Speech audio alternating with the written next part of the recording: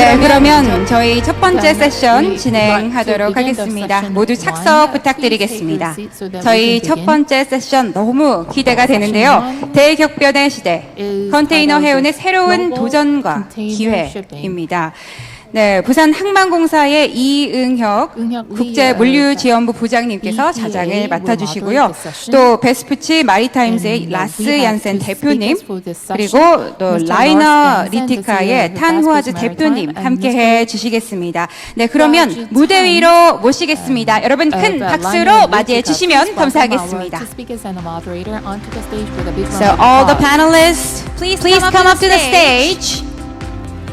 네, 박수 타이밍이 조금 늦어서요. 다시 한번 여러분 큰 박수 부탁드리겠습니다. 네, 오늘 컨테이너 해운의 새로운 도전과 기회 주제로 발표해 주실 예정인데요. 그러면 이제 부장님 마이크를 넘겨드려도 되겠습니까? 네, 소개를 다시 한번 올리겠습니다. 부산 항만공사의 이응혁 국제물류지원부 부장님이십니다. 여러분 큰 박수 부탁드리겠습니다. 네, 이어서 베스푸치 마리타임의 라스 얀센 대표님 함께해 주셨습니다. 여러분 큰 박수 부탁드리겠습니다. 네, 또 라이너 리티카의 탄 후아즈 대표님께서도 함께해 주셨습니다. 박수 소리가 좀 작은데요. 여러분 큰 박수 부탁드리겠습니다. 네, 이제 마이크 넘겨드리도록 하겠습니다. 여러분 안녕하십니까? 저는 이응혁입니다. 저는 부산항만공사에서 국제물류지원부 부장으로 재직하고 있습니다. 간단하게 안내 말씀드리도록 하겠습니다. 먼저 라스 얀센님께서 발표를 해주실 것이고요. 그리고 이어서 탄 후아주님께서 각각 30분씩 발표해 주실 예정입니다. 남은 20분 동안 저희가 Q&A 세션을 진행하도록 하겠습니다. 여기 계신 여러분들께서는 발표를 보시면서 아마 질문이 좀 떠오르는 분들이 계실 것 같아요. 여러분 질문을 잘 기억해 주시고요. 저를 아시는 분이시라면 저한테 바로 문자 보내주시면 제가 문자를 읽어서 질문을 전달하도록 하겠습니다. 이 질문을 전달하는 방식으로 진행하면 될 것 같습니다. 그러면 이 시간에는 먼저 라스 얀센 대표님 발표를 듣도록 하겠습니다.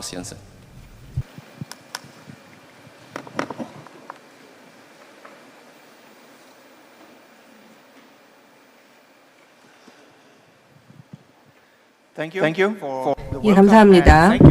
이렇게 환영해 주셔서 감사의 말씀을 드리고 또 부산에 다시 한번 초청해 주셔서 감사의 말씀드립니다. 숫자를 세보니까요. 제가 5번째 BIPC에 참여하고 있더라고요. 예, 그래서 처음 시작했었을 때도 제가 함께 했었고 또 이렇게 불러주셔서 감사드립니다. 자, 그러면 이제 오늘 주제로 바로 들어가 보도록 하겠습니다. 여기 사진을 보시면 아시겠습니다만은 현재 글로벌 컨테이너 해운업계는 정말 어마어마한 도전과 위협에 처해 있습니다. 하지만 오늘 여러 차례 언급이 되었다시피 지금 우리가 당면하고 있는 이 혼란과 혼돈은 우리가 무서워해서는 안 됩니다. 우리가 두려워할 것이 아닙니다. 우리가 업계로서 함께 해야 되는 것은 바로 함께 이러한 도전 과제를 극복해 나가고 함께 이 혼란을 잠재우고 관리해 나가는 것입니다.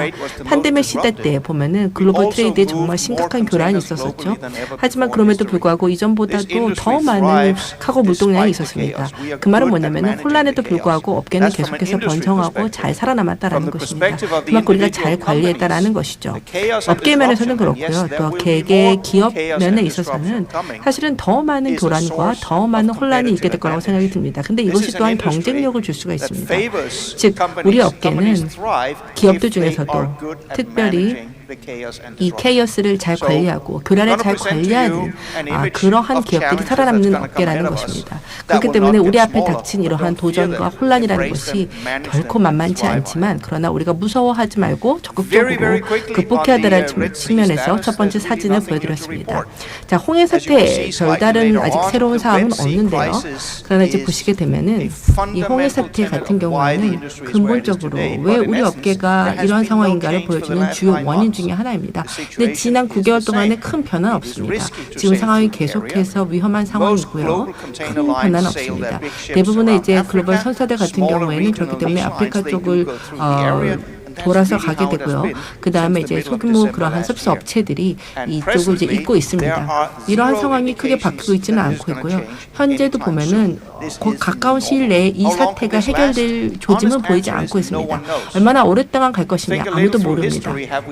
잠시 역사를 보면은 예전에도 이제 항로가 폐쇄된 경우들이 있었었죠. 수에즈 운하는 아니었었습니다만 그러나 2021년도에 지금 보시게 되면은 웨스트 카네초 같은 경우에 6일 동안 폐쇄가 된 적이 있었고요. 1967년에도 마찬가지로 중동 사태로 인해서 수에즈 운하가 8년 동안 폐쇄된 적이 있었습니다. 그러니까 6일 폐쇄된 거에서 8년 폐쇄까지 있는데요. 지금 9개월 정도 폐쇄가 된 것이죠. 그래서 앞으로 이게 얼마나 될지는 사실 잘 모릅니다. 하지만 우리가 상황을 잘 관리할 필요가 있겠습니다. 자, 그러면 이제 시장이 올해 어떤 상황이었는지 먼저 말씀을 드리고 그런 다음에 앞으로의 방향을 말씀을 드리겠습니다. 여기 보시게 되면은 스퍼도님들이 나와 있는데요.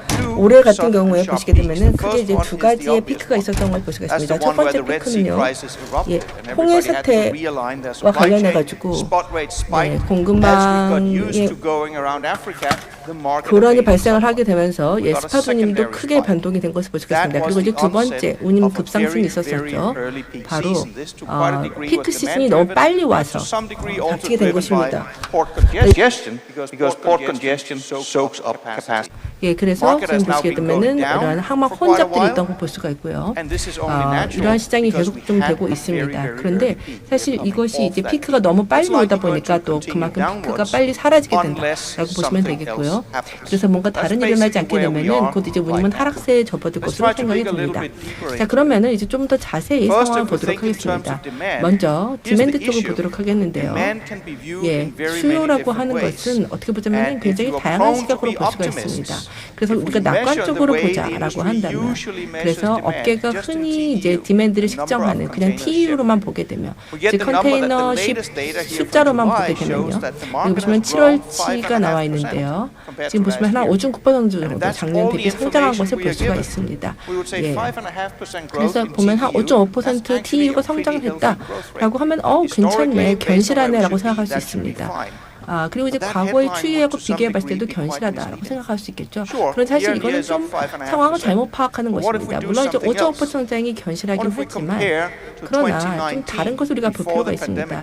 팬데믹 이기 전 2019년하고 비교해 보면요, 5년 전하고 비교해 봤을 때 보면은, 그러니까 전체 디맨드가 5% 늘어났다라고 하는 것은 5년 동안의 평균 1% 정도씩 성장했다라는 겁니다. 그렇기 때문에 사실은 그게 강력한 성장을 말해주는 지표가 아닙니다. 그래서 TU만 보고 견조한 성장이다라고 말할 수 없습니다. 또 뿐만 아니라 컨테이너 숫자뿐만이 아니라 실제 운항 거리를 우리가 고려해서 볼 필요가 있습니다. 그러니까 TU 마일을 봐야 된다는 것이죠. 사실 왜 TU 마일을 컨테이너 해운에서 톤이 아니라 TU 마일로 우리가 사실은 측정을 해봐야 된다고 생각이 듭니다. 특히 올해에는 굉장히 중요한데요. 왜냐하면은 이 TU 마일을 봐야만 아프리카로 돌아가는 그 부분이 이제 가만히 되기 때문입니다. 그래서 지금 보시게 되면은 쉬울까요? 매년 한 29% 정도 가까이 성장한 것을 볼 수가 있습니다. 5%가 아닙니다. 자, 그러니까 시장이 왜 이렇게 갑자기 강세를 띠게 되었는지 우리가 알 수 있게 되는 것이죠. 그래서 올해도 보시면은 글로벌 선단 같은 경우에도 10% 가까이 늘어났었고요. 그런데 이제 TU 마일로만 보게 되면은 굉장히 많이 늘어난 걸 볼 수가 있습니다. 아프리카로 이제 우회를 하게 되면서 TU 마일이 굉장히 중요해지게 된 것이죠. 그렇다면 이 시장이 현재 얼마나 견조한지를 보도록 하겠습니다. 먼저 첫 번째 잘못된 방법부터 말씀을 드리겠습니다. 잘못된 거 먼저 말씀을 드리는 이유는 우리가 자주 이 방법을 사용하기 때문입니다. 그래서 TU로 이제 TU만 가지고 수요를 보면 상황을 잘못 파악할 수가 있다는 것이죠. TU만 보면 5% 성장했지만 사실 그렇게 견조하지 않다라는 것이죠. 그렇기 때문에 수급 균형 같은 경우에도 보시게 되면 우리가 좀 제대로 볼 필요가 있습니다. 그냥 간단하게 선봉만 보고 하게 되면 그래서 수급 균형이 어떻게 될지를 따져보게 되면은 위쪽에 있는 파란색 선 같은 그림이 나타나게 됩니다. 자, 그런데 2009년도 보시게 되면 금융위기로 인해서 한 10여 년 전, 15년 전이었었죠. 그 당시에 컨테이너 선사 입장에서는 굉장히 끔찍한 일이었습니다. 그런데 TU하고 선단의 성장률만 따져서 보시게 되면은 굉장히 이상한 결론에 도달하게 됩니다. 시장이 지난 10년 동안 엄청나게 더 급락한 것으로 나타납니다. 2009년도 금융위기 때보다도 더 나쁜, 갈수록 더 나빠지는 것으로 나타나고 있는데요. 이게 사실은 상황을 정확히 파악한 게 아니죠. 뭔가 잘못된 겁니다. 그렇기 때문에 두 가지를 더 따져서 봐야 됩니다. 선박이라고 하는 것은요, 점차적으로 슬로우해지는 것입니다. 네, 그래서 동일한 물동량을 처리하기 위해서 더 많은 선박이 필요해지게 되는 것입니다. 또한 항만 혼잡 같은 경우에도요, 항만 혼잡이 발생하게 될 경우에 다시 말씀을 드려서 이제 계류적인 선박들이 늘어나게 되는 경우가 되겠죠. 그로 인해서 이제 시장 내의 캐파가 줄어들게 되고 이런 부분들을 우리가 다 감안해서 봐야 된다는 것입니다. 네, 그래서 지금 선박의 스피드가 줄어들고 있고 또한 항만 혼잡을 반영을 하게 되면 오렌지색 그림이 나타나게 됩니다. 이게 사실 현 상황을 더 잘 파악하는 것이죠. 우리가 이제 2015년도에도 다운턴이 있었었고 그러고 나서 이제 팬데믹 때 다시 스파이크가 발생한 이 그림을 좀 더 자세히, 더 정확하게 볼 수가 있게 되는 것입니다. 자, 그러면 이걸 바탕으로 해서 지금 현 상황은 어떨까? 앞으로는 어떻게 되는지 보도록 하겠습니다. 일단 앞에서도 말씀을 드렸다시피 항만 혼잡이 발생하게 될 경우에 선박에 지체가 발생하게 되고 캐파가 이제 흡수가 되게 되죠. 자, 여기 보시면은 정시운항 실적이 나와 있습니다. 굉장히 안 좋죠. 팬데믹 이전에는 사실은 이게 정상이었었습니다. 그래서 보통 보시게 되면은 한 17-18%의 선박만이 정시운영이 됐었습니다. 그러다가 팬데믹이 발생을 하게 되었고 시장이 추락했다가 다시금 회복하게 되었죠. 하지만 홍해 사태로 인해서 현재 정시에 운항하는 선박은 한 10%밖에 안 됩니다. 그래서 보통 보시게 되면 5일 이상씩 지체가 되는 것을 볼 수가 있습니다. 이거 자체도 굉장히 좋지 못한데요. 대략적으로 해서 보시면은 전체 캐파에 있어서의 6%, 선박의 6%는 지체되고 계류되고 하는 과정에서 흡수돼 버리게 됩니다. 그래서 이것들은 우리가 못 쓰게 되는 선박이 돼버리는 것이죠. 이것도 우리가 고려를 해야 됩니다. 자, 그러면 시장이 어떻게 가느냐라고 할 때 아까 보여드렸던 모델은요 2010년까지만 보여줬기 때문에 앞으로 어떻게 될지 한번 보도록 하겠습니다. 자, 그러면 몇 가지 시나리오를 상정해 볼 수 있습니다. 먼저 홍해 사태가 전혀 없었다라고 생각을 할 때 이게 이제 시장의 가장 근본적인 상황을 보여주는 것이 되겠죠. 자, 그래서 홍해 사태는 그냥 한순간에 교란이었다라고만 보는 겁니다. 자, 그렇게 됐을 때 이런 모습이 나타나게 됩니다. 지금 2024년도에 이제 다운턴 바닥을 치게 되고요. 그 다음에 이후에 훨씬 더 좋아지는 것을 볼 수가 있습니다. 네, 그래서 컨테이너 선사 입장에서는 그렇게 나쁘지 않죠. 하지만 홍해 사태가 발생을 하게 되면서 올해 컨테이너 선사들이 다 손실을 보게 되었습니다. 예, 그래서 이 홍해 사태로 인해서 지금 손실이 발생하고 있는 것이죠. 원래는 그렇지 않았었을 텐데요. 원래는 이제 정상적인로 올해 바닥을 치고 쳤어야 됐었고, 그다음에 정상화가 됐어야 됐었는데 그렇게 되지 못하는 겁니다. 하지만 또한 어떻게 보면 운이 좋다라고 하겠는데요. 왜냐하면 컨테이너 선사들이 이 홍해 사태를 예측을 해서 오버캐파를 중단하지는 않았습니다만은 그러나 이전에 그래도 어떻게 운 좋게 오버캐파를 발생을 시켰고요. 이로 인해서 공급망이 이제 아프리카로 우회를 하면서도 이것을 잘 대처할 수 있게 되었습니다. 오버캐파가 없었다라고 한다면 아마 지금 상황이 이전보다 훨씬 더 나빠졌을 것이고 팬데믹 때만큼이나 나빠졌을 수 있습니다. 그러니까 실제로 크라이시스에 대처할 만한 선봉량이 없기 때문에 문제가 발생할 수 있었는데 그런 문제는 피해갈 수 있었던 것입니다. 자, 그 다음에 월별로 해서 좀 더 자세히 보도록 하겠습니다. 자, 여기 보시는 것은 2021년도에 크게 스파이크가 있었고 20년에도 스파이크가 있었던 걸 볼 수가 있습니다. 예, 이때 이제 해상운임이 정말 고공행진했었던 팬데믹 시대라고 할 수 있습니다. 그리고 나서 시장이 냉각이 되었고요. 수요가 떨어졌죠. 그렇게 되면서 23년, 24년은 훨씬 더 좋아지게 되었습니다. 그러다가 2024년도에 다시 한번 스파이크가 발생을 했는데요. 이거는 피크 시즌입니다. 즉 5월, 6월, 7월인데요. 피크 시즌이 딴 때보다도 더 빨리 온 겁니다. 그래서 팬데믹만큼이나 프레셔가 발생을 했습니다만 그러나 이번에는 훨씬 더 단시간에 끝났습니다. 그래서 시장이 지금 이미 다운되고 있습니다. 수급 면에 있어서 봤을 때 운임도 약간 지금 떨어지고 있는 모습을 볼 수가 있습니다. 자, 그러면은 2025년 이후로 해서 한번 보도록 하겠습니다. 앞으로 그럼 홍해 사태가 어떻게 될지를 주시해서 봐야 되는데요. 자, 이거는 홍해 사태, 지금 보시면 2025년도 초반에 수에즈나가 다시 재운항을 개시한다라고 생각할 때, 물론 이제 가능성은 없지만 이것이 이제 발생하게 되면 어떤 시나리오인지를 보도록 하겠습니다. 자, 바로 오버캐파 쪽이 되겠죠. 시장의 근본은 바뀌지가 않았기 때문에 그렇기 때문에 계속 다운턴 간에 있다 보니까 캐파가 너무 많아지는 문제가 발생이 됩니다. 그 말은 뭐냐면 시장이 일시적으로 급락하게 된다라는 것이죠. 예, 그래서 일시적인 급락을 겪게 될 거라고 생각이 듭니다. 그래서 홍해가 다시 열리게 되면 모든 이제 배들이 다 수에즈를 다시 통과하게 될 것이고요. 이제 그렇게 되면서 아프리카로 우회하던 선박을 추월하게 될 것입니다. 예, 그렇게 되면서 이제 동시적으로 유럽 그리고 아시아에서 출발하는 선박들이 수에즈 쪽으로 입항을 하게 될 것이고요.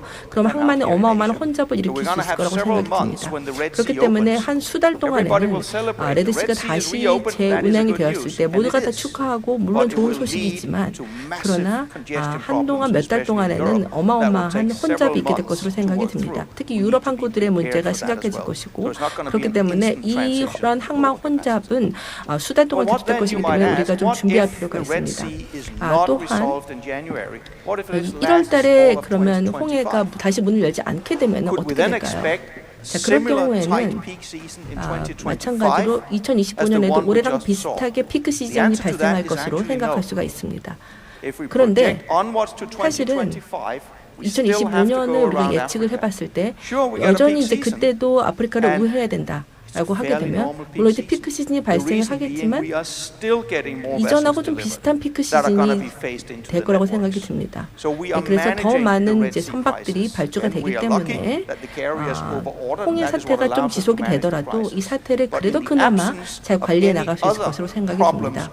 그리고 더 추가적인 문제가 발생하지 않는다라고 한다면 2025년의 전망은 그래도 우리가 사실은 올해 피크 때보다는 조금 더 상황이 더 나아지지 않을까. 홍해 사태가 지속되더라도 그만큼 잘 관리를 하고 있기 때문에 조금 더 나아질 수 있을 거라고 생각이 듭니다.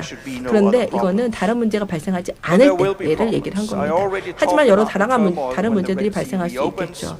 특히 이제 홍해 쪽이 다시 재개항을 하게 될 경우에 유럽 쪽에 항만 혼잡을 비롯해서 여러 다양한 문제들이 있을 거라고 말씀을 드렸고 이로 인해서 어마어마한 도미노 효과가 또 발생할 수가 있습니다. 일단 항만 혼잡이 발생을 하게 되면은 선사가 맨 처음 하는 거는 뭐냐면은 이제 공 컨테이너 갖고 오지 말아라 라고 얘기를 합니다. 왜냐면은 베슬 턴오버를 훨씬 더 빨리 할 수 있기 때문이죠. 그러면 그 말은 뭐냐면은 레드시가 다시 재개행되고 나서 한 두세 달 지나게 되면 공 컨테이너로 안 오려고 하기 때문에 결국에는 아시아 쪽 같은 경우에 공 컨테이너가 되게 부족해지게 됩니다. 즉 그러다 보니까 적어도 한 반년은 걸려야 홍해가 재개항이 되고 나서 그 여파가 해소될 수 있을 것으로 생각이 듭니다.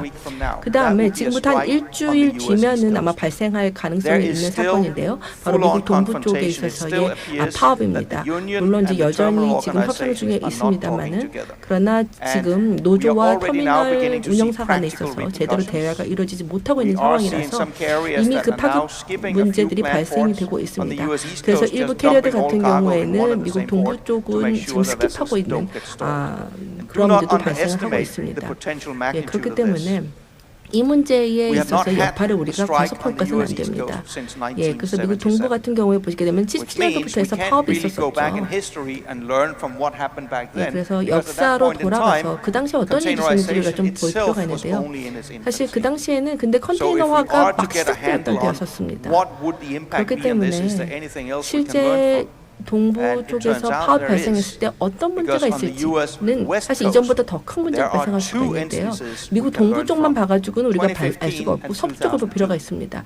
근데 보시면은 미국 서부 쪽 같은 경우에는 두 번의 파업이 있었던 걸 볼 수가 있습니다. 그래서 터미널하고 IWA 사이에 있어서 합의가 이루어지지 못하게 되면서 파업이 발생을 했는데 이게 전면 파업은 아니었고 그냥 태업이었습니다.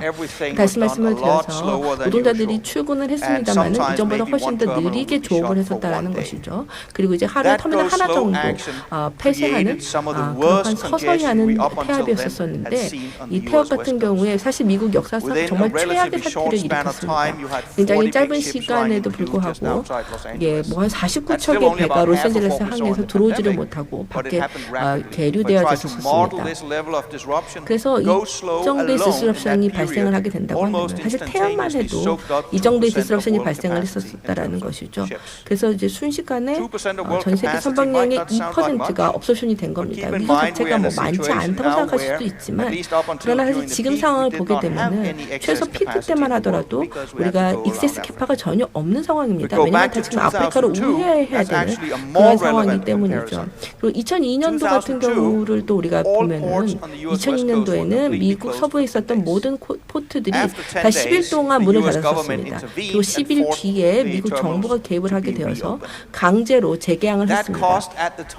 그로 인해서 미국 경제가 겪었던 비용을 보시면은 60억에서 190억 달러에 달합니다. 그러니까 정말 이게 이 손실액을 계산하는 법이 다양하기 때문에 그 범위가 넓습니다만 어찌됐건 이렇게 큰 손실을 일으켰다라는 것이죠. 그래서 이번에도 이제 발생을 하게 되면은 지금 1일 16에서 49억 달러의 손해가 매일 발생하게 될 것으로 생각이 듭니다. 그래서 2002년도에 그때는 대통령 선거 직전에 파업이 있었습니다. 그래서 부시 대통령이 하틀리법을 적용을 해가지고 문제를 빠르게 종식을 시켰는데요. 이번에는 좀 더 복잡합니다. 왜냐, 미 대선이 2002년도보다도 더 늦게 발생을 하게 되기 때문에 바로 정부 개입이 어렵다라는 것이죠. 그래서 바이든 대통령이 개입을 하겠다. 그리고 파업을 종식시키겠다라고 할 수 있겠지만 그렇게 될 경우에 공화당 쪽에서 굉장히 반대할 수가 있습니다. 그래서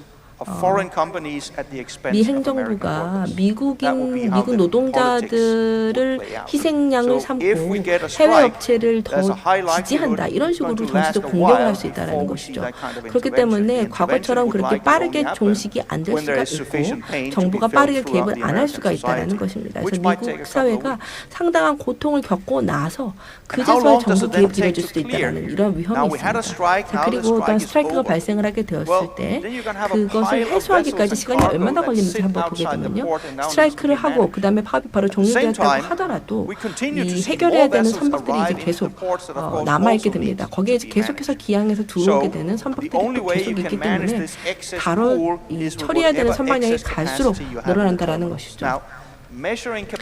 그렇기 때문에 컨테이너 터미널에서 캐파를 측정한다는 것은 어떻게 보자면은 고무줄 같다라고 하겠습니다. 그래서 사실 그 수치가 변동성이 굉장히 크다라는 것이죠. 미국 동부양 쪽 같은 경우에 보게 되면 피크 때 화물 물동량이 얼마나 되는지를 보게 되면 그때랑 비교해서 봤었을 때에 이제 초과 캐파를 계산을 해볼 수가 있는데요. 한 번 이제 파업이 1일 발생할 때마다 이 맥로그를 처리하는데 적어도 6일은 걸리게 됩니다. 그러니까 이 파업이 발생을 하게 되면은 실제 2025년에 굉장히 큰 어려움이 있을 수 있다라는 것이죠. 그리고 또한 지체 효과를 우리가 생각을 해봐야 되는데요. 미국 항만이 문을 닫는 순간 그 여파가 바로 전 세계적으로 느껴지지는 않게 될 겁니다. 하지만 이제 유럽 쪽으로 다시 배들이 돌아가지를 못하게 되고 뭐 이렇게 되면서 5주, 6주, 7주가 지나게 되면은 전 세계가 다 이 여파를 체감하게 된다라는 것이죠. 즉 미국 동부해안에서 이제 계류 중인 이 선박들이 제대로 나가지를 못하게 되면서 이제 전 세계적으로 그 여파를 느끼게 되는 것이고 아시아 같은 경우에도 한 2, 3주 정도 지나게 되면 이 여파를 느끼게 될 겁니다. 그러니까 파업이 진행되는 동안에는 사실 아시아로 들어오는 선박들은 제때 들어올 거기 때문에 그 여파를 못 느끼겠지만 2, 3주 지나게 되면 느낀다라는 것이죠. 이런 타임 딜레이의 현상이 발생을 하게 됩니다. 그리고 또 한 가지, 이거는 이제 문제라고 보진 않지만 새로운 얼라이언스들이 등장하고 있다는 것입니다. 그래서 얼라이언스가 새롭게 또 개편이 되고 있습니다. 보통 5, 6년 정도 지속이 되다가 그 다음 다시금 개편이 되는 그런 과정들이 계속해서 반복이 되고 있죠. 그래서 이 프로세스 자체는 그렇게 새로운 것이 아닙니다. 이제 제미나이 그리고 발생하고요. 그다음에 오션 얼라이언스 있고요. 그다음에 원래는 TH였습니다만은 하파로이드가 빠지게 되면서 프리미어 얼라이언스가 결정이 되었습니다. MSC는 단독으로 운항을 하고 있죠. 하지만 이제 프리미어 얼라이언스랑 슬롯 스왑 어그리먼트를 해서 일부 이제 유럽 서비스들을 제공하게 될 것으로 보입니다. 그리고 또 이제 짐하고 또 일부 이제 슬롯 스왑 협약을 체결하고 있습니다. 자, 이런 얼라이언스 자체가 크게 변화를 일으키냐, 그렇게 많은 변화를 일으키지는 않게 될 것으로 생각이 듭니다. 물론 어느 정도의 변화는 일으키겠습니다만, 그러나 지금 선사들이 이런 얼라이언스를 결성한 걸 보게 되면은 이제 아시아 유럽 쪽으로서 2건 더, 그리고 아시아 북미 쪽에서 2건 정도 더 늘어나게 될 것으로 보입니다. 그리고 이제 레드시 문제가 해결이 된다라고 하게 되면은 3건 정도 더 늘어나게 되는 거고요. 이거는 사실 캐파 자체가 크게 대대적으로 새로 지입되는 것은 아니라고 하겠습니다. 특히 이제 홍해 사태가 해소가 되게 되면 오버캐파가 발생하지 않을까 생각할 수 있는데, 물론 그럴 겁니다. 그런데 재밌는 것은 뭐냐면은 우리가 갖고 있는 서비스 컨셉이 굉장히 점점 더 다양화되고 있다는 것이죠. 제미니가 그 중에 한 사례라고 하겠는데요. 특히 제미니 같은 경우를 보시게 되면은 이 아시아 그리고 유럽 그리고 북미 쪽에 있어서 일부 대형 기항지에만 굉장히 집중을 하고 있고, 나머지는 다 셔틀 서비스로 하고 있습니다. 그러니까 메인라인하고 피더 서비스의 하이브리드 형태의 새로운 서비스를 내놓고 있습니다. 그래서 이 제미니가 하는 방식을 보시게 되면 이렇게 하이브리드 방식을 하게 될 경우에 항만 운영도 훨씬 더 효율적으로 할 수 있고 훨씬 더 신뢰성 있는 서비스를 제공할 수 있다는 겁니다. 반대로 MSC, 독자 운행을 하고 있는 MSC가 있죠. 그 오션 얼라이언스 같은 경우에도 마찬가지인데 포트로 직접 연결하는 게 훨씬 더 많은 그런 얼라이언스입니다. 그래서 이쪽은 큰 변화가 있을 것으로 생각이 듭니다. 하지만 MSC 같은 경우에 보시게 되면은 다이렉트 서비스를 많이 하고 있다라고 하겠는데요. 그리고 이제 다이렉트 서비스를 늘린다고 해서 모든 서비스를 다이렉트로 하지는 않겠죠. 그리고 또한 오션 얼라이언스나 트랜스패시픽 쪽 같은 경우 보시게 되면은 포트 컴비네이션의 반 이상은 여전히 다이렉트로 연결이 되지 못하고 있다는 겁니다. 그래서 여러 새로운 서비스 컨셉이 나오고는 있습니다만 여전히 상당한 환적은 계속될 것으로 생각이 듭니다. 이 부분은 앞에서 말씀을 드렸기 때문에 빠르게 넘어가고요. 정리해서 말씀을 드리도록 하겠습니다. 현재 이제 우리가 당면하게 되는 주요 어려움들이 무엇이냐라는 것인데, 일단 홍해 사태는 2025년 이후에도 지속될 가능성이 굉장히 높습니다.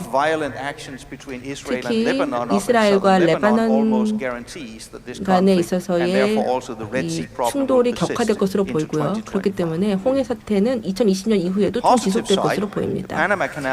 긍정적인 것은 파나마 운하가 정상화될 거라는 것이죠.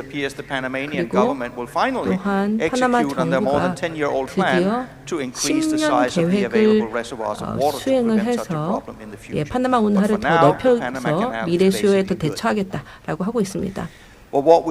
이것이 이제 그나마 긍정적인 뉴스라고 하겠습니다. 그리고 우리가 좀 준비해야 되는 것은 바로 지정학적인 사태에 대비할 필요가 있습니다. 홍해 사태는 홍해 사태로 끝나지 않을 것으로 보입니다. 더 많은 다양한 사태들이 앞으로 발생하게 되고 지정학적 문제가 발생하게 될 것으로 보입니다. 세계는 점점 더 다변화되고 있습니다. 그리고 다투기 발생을 하고 있습니다. 그리고 이제 국가와 국가 간의 분쟁도 늘어나고 있습니다. 예를 들어서 중국, 인도, 브라질, 그리고 남미 등이 새로운 축으로 등장을 하고 있습니다. 다축 시대에 살고 있다는 것이죠. 그러다 보니까 미국이 한 축이었던 그런 시대가 아니라 이제 다축 시대에 있기 때문에 각자가 각자 도서를 갈 가능성이 굉장히 높습니다. 그 말은 뭐냐면은 더 이제 세계가 불안정해질 것이다라는 것이고 더 많은 지정학적 분쟁이 있게 될 것이다라는 것입니다. 바로 그 때문에 또 그렇지만 이런 혼란에 대해서 우리가 두려워할 것이 아니라 잘 준비할 필요가 있습니다. 특히 공급망 업계에 있는 경우에 좀 냉소적으로도 봐야 되는 것이 사실은 문제가 발생하면 발생할수록 공급망 관리는 더 어려워지는 것이고 그만큼 우리에게 또 잘하는 업체들은 더 많은 비즈니스 기회가 있게 된다는 것입니다. 또한 오버캐파에 대해서 계속해서 걱정을 했었던 지난 10년을 지나서 터미널이나 환사나 다 오버캐파를 걱정을 했었죠. 오버캐파가 결국 손실을 가져온다고 생각했던 겁니다. 하지만 이제 우리가 깨닫게 되는 것은 오버캐파가 발생하게 되면 문제가 발생했을 때 오히려 이것이 비상 계획이 될 수 있다는 것입니다. 홍해 사태를 통해서 이것이 증명이 되었습니다. 또한 디지털화와 탈탄소가 계속 지속될 것으로 보입니다. 특히 유럽 같은 경우에는 보시게 되면은 세운 쪽에다가 이렇게 탄소세를 부과를 하려고 하고 있고 또한 바이오 연료 사용을 강조시키고 있고 이것이 비용 부담을 더 늘리게 될 것으로 보입니다. 그리고 IMO에서 이제 큰 회의를 하게 되죠. 앞으로 일주일 뒤에 큰 회의를 하게 되는데 여기에서도 아마 더 많은 탈탄소 관련된 규정들이 새롭게 등장하게 될 것으로 보입니다. 그리고 더 많은 글로벌 규제들이 발생하게 될 것으로 보입니다. 또 글로벌한 규제뿐만 아니라 현재 EU에서처럼 이렇게 영내 규제도 갈수록 강화될 것으로 보입니다. 또한 미국의 대선 역시 큰 변수가 될 수가 있죠. 그래서 사실은 민주당, 공화당 모두 다 관세를 높이겠다라는 방침에는 큰 차이가 없습니다만 그 범위가 차이가 있을 겁니다. 그래서 트럼프가 대통령이 된다라고 하게 되면 관세가 크게 늘어나게 되겠죠. 특히 대중국 관세가 크게 인상될 것입니다. 그렇기 때문에 제가 예상하는 것은 트럼프가 만약에 당선된다라고 하게 되면 단기적으로는 붐이 크게 발생할 것이지만 그러나 이제 아시아 쪽에 있어서의 수요가 크게 빠지게 될 것으로 생각이 듭니다. 왜냐하면 트럼프가 집권하기 전에 그래서 관세를 늘리기 전에 먼저 조기 선적을 하려는 그런 움직임들이 계속해서 있을 것으로 보이고요. 그러다 보니까 특히 이제 중국 설날 이전까지 보면은 이쪽의 수요가 굉장히 커질 것으로 보이기 때문에 미리 선박을 확보하는 그런 계획들도 필요할 것으로 생각이 듭니다. 또 그뿐만 아니라 이 항만 파업이 발생을 하게 될 경우에 이것이 이제 새로운 트리거 포인트가 발생할 수가 있게 되는 것이고 단기 운임이 올라가게 될 것입니다. 그리고 정말 최악으로 이게 장기화되게 될 경우에는 팬데믹 같은 상황이 다시금 발생하게 될 것으로 보입니다. 또 남진해에서의 변수들이 있겠고 또 뿐만 아니라 호르무즈 해협과 관련해서도 여러 변수들이 있다라는 것이죠. 또 이란이 여전히 점거하고 있는 인질을 잡고 있는 그런 선박들이 있습니다. 그래서 여전히 많은 문제들이 있다라는 것이죠. 그리고 또 우리가 어마어마한 파급에도 불구하고 충분히 관심을 주지 않고 있는 문제가 바로 사이버 공격입니다. 사이버 공격은 지금도 발생을 하고 있고 특히 공급망에 많은 문제를 일으킬 수가 있습니다. 그렇기 때문에 리스크 포텐셜이 굉장히 높은 문제라고 생각이 듭니다. 여기까지 해서 2024년, 2025년에 발생하는 이슈들에 대해서 정리해서 말씀을 드렸고요. 다시 한번 부산을 출연해서 감사드립니다.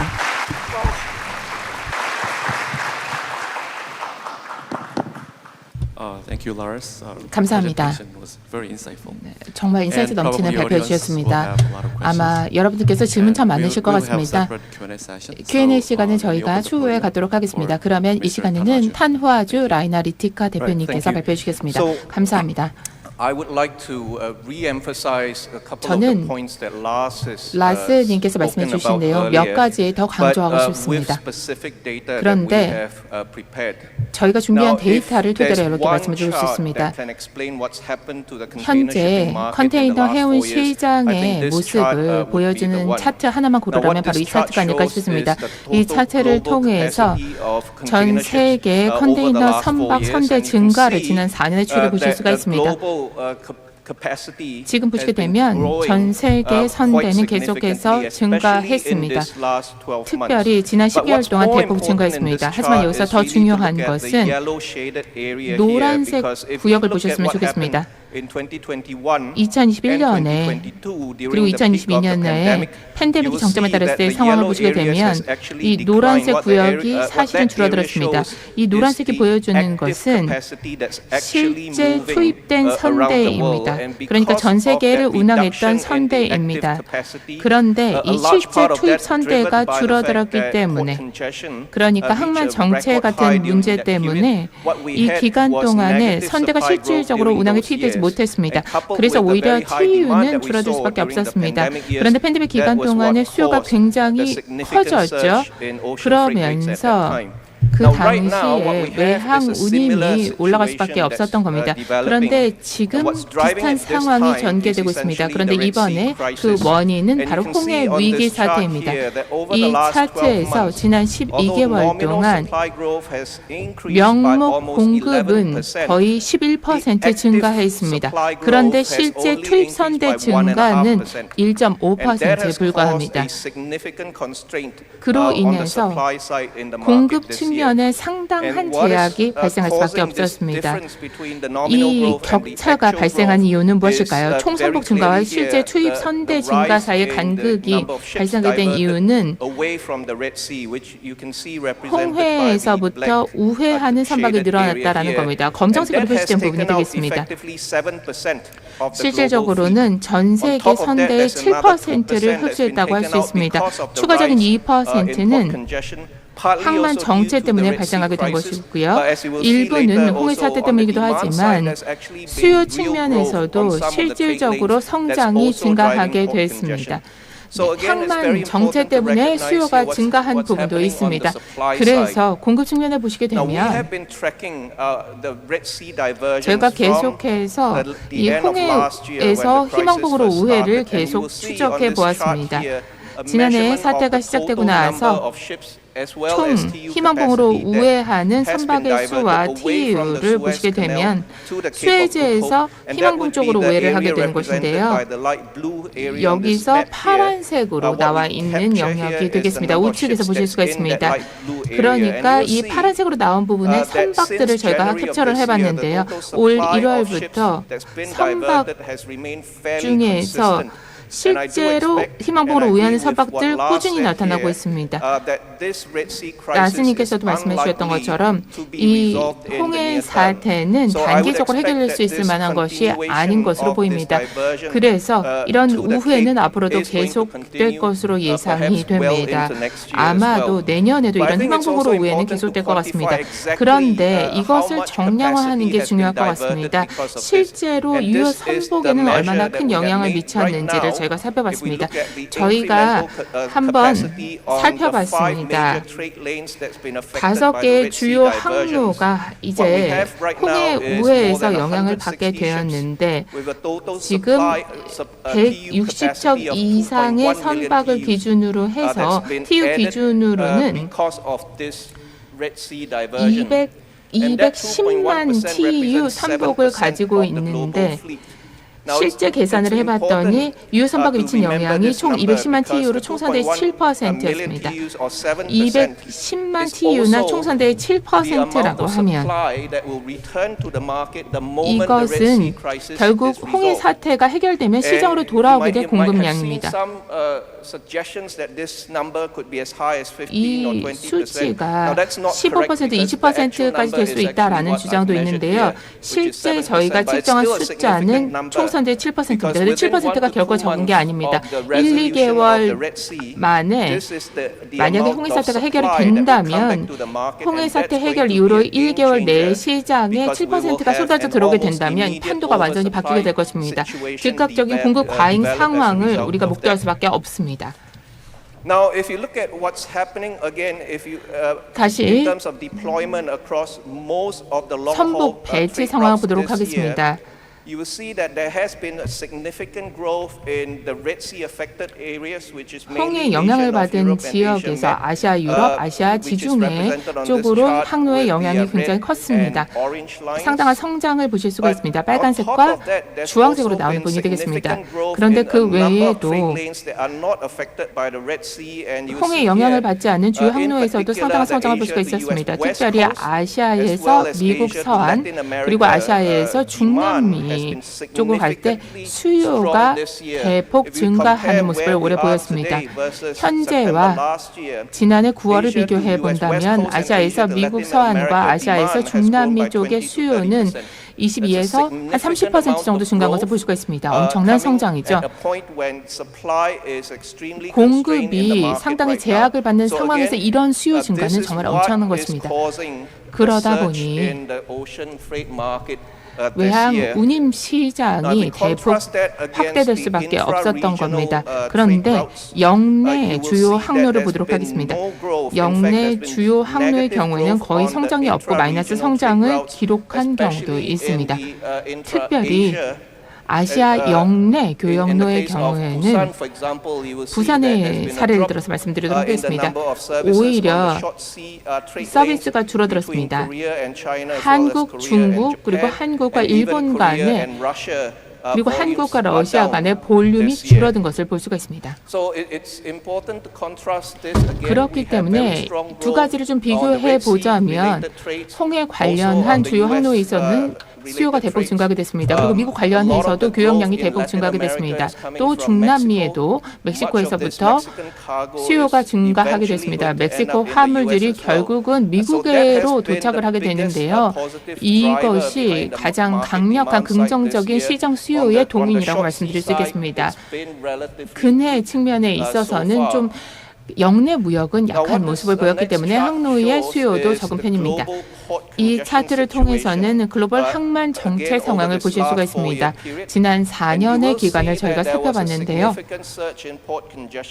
항만 정체가 2021년, 2022년 코로나 기간 동안에 대폭 증가하는 것을 볼 수가 있습니다. 하지만 그 이후로 항만 정체는 많이 해소가 되었습니다. 홍해 위기가 지난해 시작된 이후로 항만 정체가 다시금 늘어나는 모습을 보이고 있는데요. 이로 인해서 전 세계적으로 선복 2% 감소 효과가 있었습니다.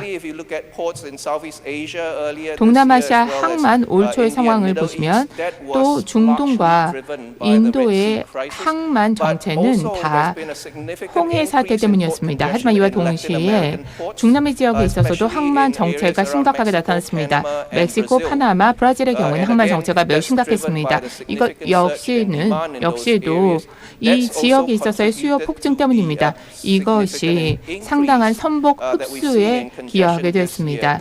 올해 그로 인해서 정체가 좀 심각하게 나타나게 되고요.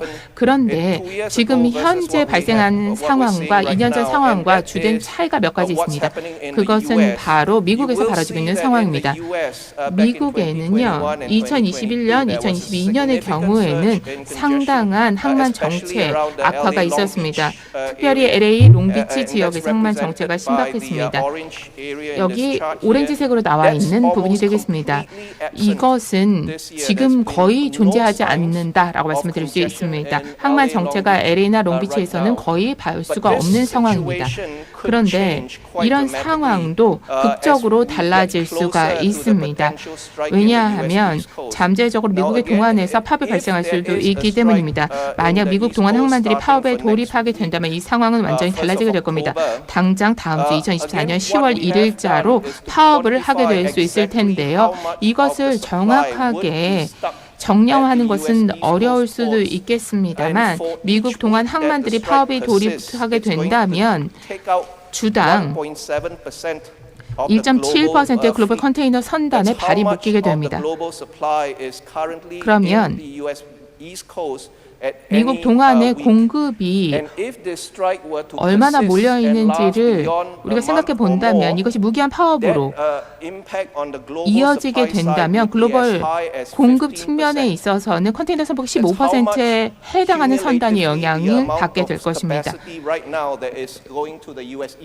미국 동안 쪽으로 가는 선폭이 굉장히 많다는 것을 고려해 본다면 이 파업이 만약 4주 이상 지속이 된다면 그 영향은 어마어마할 수밖에 없습니다. 총 컨테이너 선박의 15%에 해당하는 선단이 영향을 받게 된다면 우회 항로를 취할 수밖에 없게 됩니다. 그러면 동한 항만에서 서한 항만으로 우회를 하게 되겠죠.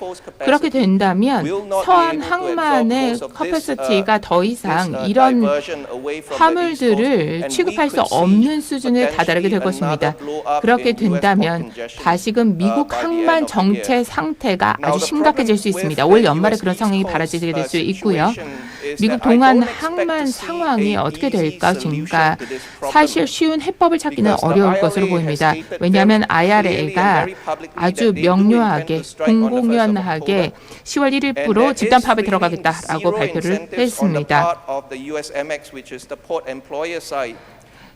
미국 항만 터미널 운영사에서는 그런데 IRA의 조건에 응할 인센티브가 전혀 없습니다.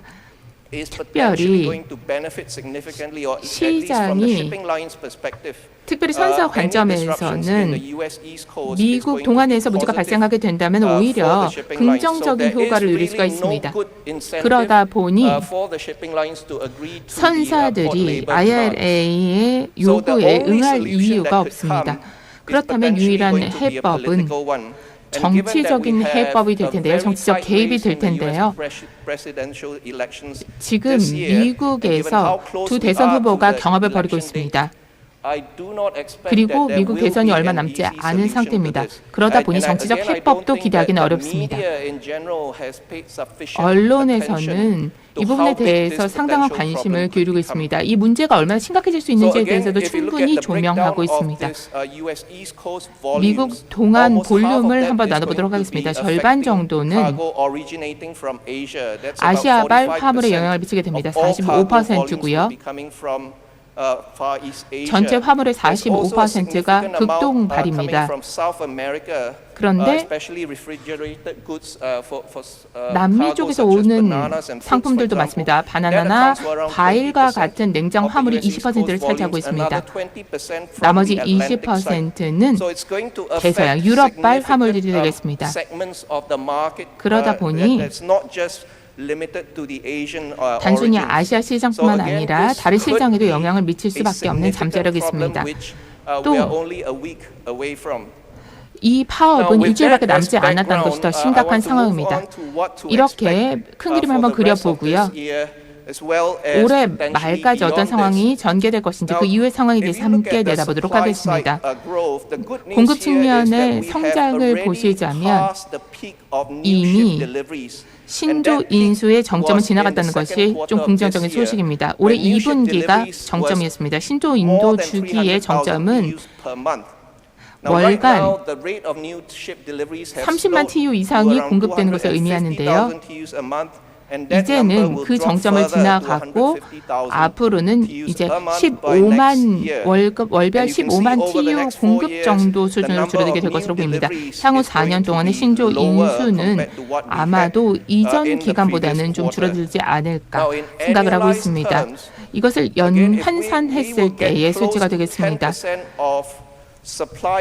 현재 공급 성장이 거의 올해 말까지 10%에 달할 것으로 보입니다. 사상 최대 수준이라고 볼 수 있습니다. TU 기준으로 봤을 때 그렇고요. 그런데 퍼센트 기준으로 봤을 때는 2000년대 후반 이후로 최대의 성장치라고 볼 수 있습니다. 그런데 향후 4년 동안에는 공급 증가 수준은 대폭 떨어지게 될 것으로 보입니다. 2025년부터 2028년까지 신규 공급은 연간 4에서 5% 수준이 될 것으로 보입니다. 4에서 5% 정도 공급 성장을 하게 된다면 시장이 관리할 수 있는 수준입니다. 10% 공급이 증가하게 되면 이것은 감당하기 어렵죠. 물론 홍해 위기가 해결되지 않는다는 전제 하에 그렇습니다. 만약에 홍해 사태가 해결이 된다면, 타결이 된다면 이 7%의 선복이 다시 한번 시장에 즉각적으로 쏟아져 들어오게 됩니다. 그렇게 된다면 이 방식, 이 등식이 완전히 달라지게 될 수밖에 없습니다.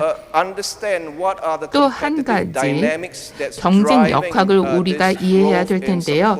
이렇게 신조 발주가 늘어나게 된 이유는 무엇일까요? 이 차트에서 10대 선사들의 선복 성장을 보실 수가 있습니다. 여기서 가장 눈에 띄는 것이 바로 MSC의 선복이 대폭 증가했다는 것입니다. 특별히 지난 5년 동안 선복량이 대폭 증가가 됐는데요. MSC와 극명한 대조를 보이는 것이 바로 머스크의 선복 증가입니다. 이전에는 1위 선사였는데 동기간 동안 거의 선복이 증가하지 않았습니다. 이것이 머스크의 전략적 실책이 아니었을까 하는 생각이 듭니다. MSC에게 밀려나게 된 것이 전략적인 실수였다는 생각이 듭니다. 그리고 그 간격은 굉장히 커지게 됐습니다. 지난 4년 동안 컨테이너 해운에 있어서 가장 수익성 높았던 기간이었는데 그럼에도 불구하고 머스크는 시장 점유율을 대폭 상실하게 됐습니다. 어떤 지표로 보든지 간에 용인할 수 없는 상황이 벌어지게 된 것이죠. MSC는 이 시장의 도전에 응전해 나가면서 대규모 성장을 일궈낼 수 있었습니다. 그런데 선복 증가가 아직 끝난 게 아닙니다. 아직도 신조 발주를 계속해 나가고 있습니다. 향후 4년 동안 신조 인수가 예정되어 있습니다. 그렇게 된다면 시장의 나머지 선사들은 압박에 시달릴 수밖에 없습니다. 머스크도 마찬가지고요. 그런데 머스크뿐만 아니라 거의 모든 선사들이 부담을 느낄 수밖에 없습니다. 최소한 MSC 수준으로는 가야 되지 않을까 하는 신조 인수 경쟁을 벌이게 된다는 것이죠. 그렇게 된다면 이것이 결국은 신조 군비 경쟁 수준 되지 않을까 하는 생각이 듭니다. 지난 몇 달 동안의 추이를 보게 된다면 신규 선복 발주, 신조 발주를 보시게 되면 8월, 올해 8월 기준으로 보도록 하겠습니다. 신규 공급이 대폭 증가하게 된 것을 볼 수가 있습니다. 발주 기준입니다. 20%에서 한 25% 정도 지난 4개월 동안 증가하는 추이를 보이고 있습니다. 다시 한번 경쟁 역학, 경쟁 압박에 대해서 말씀을 드리자면 결국 모든 선사들이 이런 압박을 시달릴 수밖에 없게 되는데요. 12대 선사들이 신규 공급을 어떻게 계획하고 있는지 그리고 신조 인수가 어떻게 예정이 되어 있는지를 보실 수 있습니다. 2024년부터 2028년까지의 모습을 보시게 되면 HMM의 예를 들어서 말씀드리도록 하겠습니다. 현대상선의 경우에는 지금 우측 중앙에 있습니다. 사실 신조 발주가 그렇게 크지가 않습니다. 물론 최근 들어서 중기적으로는 확장을 모색하겠다고 발표를 했습니다. 그러다 보니 다시 신규 투자를 하게 될 것으로 예상할 수가 있습니다. 하지만 공급 확보를 위한 경쟁을 HMM만 하는 것이 아니라 수많은 선사들이 양밍이나 하팍로이드, PIL, 이런 모든 선사들이 신규 발주를 하지 않았는데 신조 발주를 하지 않았음에도 불구하고 이런 압박에 시달리다 보니 신조 발주를 하게 될 것으로 예상할 수밖에 없습니다. 머스크는 사실 그동안 선대를 확대하지 않았습니다. 오히려 지난 4년 동안에는 다른 선사들에 비교해서 선대가 증가하지 않았음에도 불구하고 이제는 다시 한번 그 규모를 키워나갈 수밖에 없는 압박이 시달리고 있습니다. 새로운 얼라이언스를 한번 살펴보도록 하겠습니다. 투엠이 해체하게 됐습니다. 지난해 초에 투엠 해체가 선언이 됐었고요. 그렇게 되면서 시장의 판도가 완전히 달라지게 될 것으로 예상이 됩니다. 올해부터 내년까지 시장을 견인하게 될 것은 그 누구도 시장 점유율을 포기하지 않을 거라는 사실입니다. 1월 말까지는 시장 점유율을 포기하지는 않을 겁니다. 매년 1월, 2월부터 새로운 얼라이언스가 제대로 발효가 되기 때문에 그때까지는 시장 점유율을 계속해서 지켜나가기 위한 노력을 기울이게 될 것입니다. 얼라이언스 재편 이후로의 판도는 좀 달라질 수 있겠습니다만 미국 동안에서의 사태를 그래서 더 예의주시할 수밖에 없겠습니다. 그런데 여기서 주된 주체가 되는 것은 MSC, 머스크, 그리고 하팍로이드가 되겠습니다. 2M을 해체하게 되면서 MSC와 머스크가 분란하게 됐죠. 그런데 재미있는 일을 하팍로이드가 머스크와 구성을 하게 됐는데요. 그런데 머스크는 사실 지난 7년 동안 가장 확장을 안 한 선사입니다. 2017년부터 머스크는 함박술투를 인수한 이후로 성장을 멈췄습니다. 그런데 하팍로이드도 마찬가지입니다. 당시 UASC와 인수 이후로 하팍로이드도 더 이상 성장을 모색하지 않았습니다. 그러니까 가장 확장주의를 하지 않는 두 개의 선사들이 가장 취약한 선사들을 뭉쳐놓은 꼴이 되고 만 것입니다. 그렇기 때문에 제미나이는 얼라이언스로서 강하기는 좀 강력한 힘을 발휘하기는 어렵지 않을까 하는 생각이 듭니다. 특별히 머스크는 과거의 전략에서부터 최근 수년 동안 굉장히 많이 벗어나는 모습을 보였습니다. 사실 머스크는 지난해 1월에 했던 말과 올해 1월에 했던 말이 완전히 달라졌습니다. 지난 1월에 2M 해체를 선언하면서 머스크는 2M 얼라이언스 참여를 통해서 허용되는 것보다 더 큰 독립성이 필요하기 때문에 독립적인 선사로서 운영해야겠다라고 이야기를 했습니다. 그런데 제미나이 코퍼레이션을 발표하게 되면서 머스크는 또 다른 이야기를 했습니다. 그러니까 독립성을 추구하고 싶다라고 말을 했었는데 그 얘기는 MSC랑 같이 일하기는 어렵겠다라는 의미였던 거죠. MSC가 머스크를 따라잡은 순간 머스크는 더 이상 2M에 있어서 지배적인 파트너가 될 수 없게 된 것이죠. 머스크에게 필요했던 것은 머스크가 이런 지배력을 유지할 수 있는 얼라이언스였습니다. 그래서 하팍로이드를 새로운 파트너로 찾은 것입니다. 그런데 문제는 하팍로이드가 너무나 취약한 협상력을 갖게 된 상황이라는 겁니다. 터미널 풋프린트를 보시게 되면 여기 세 개의 선사를 비교해 보겠습니다. MSC와 머스크의 경우에는 터미널 중복이 굉장히 심합니다.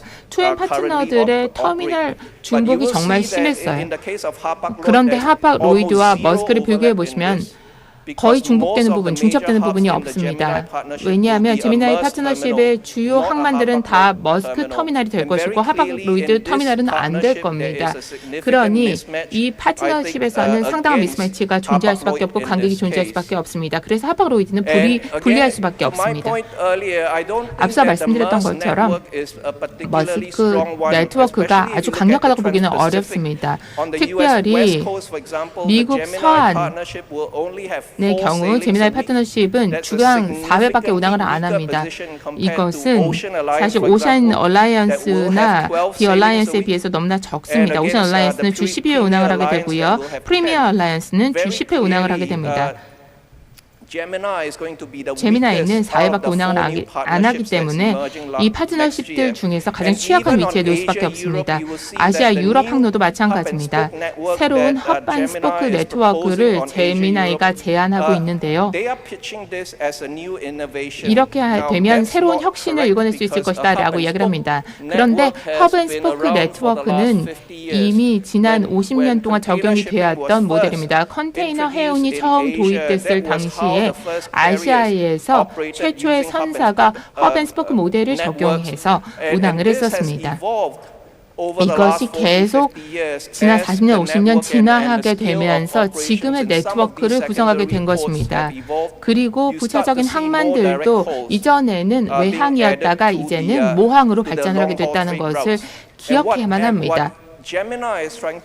제미나이가 지금 하려고 하는 것은 이런 프로세스를 다시 뒤집어서 직접 항로를 더 늘린다라는 것입니다. 그렇게 되고 직접 항로 서비스의 수는 줄인다라는 것인데요.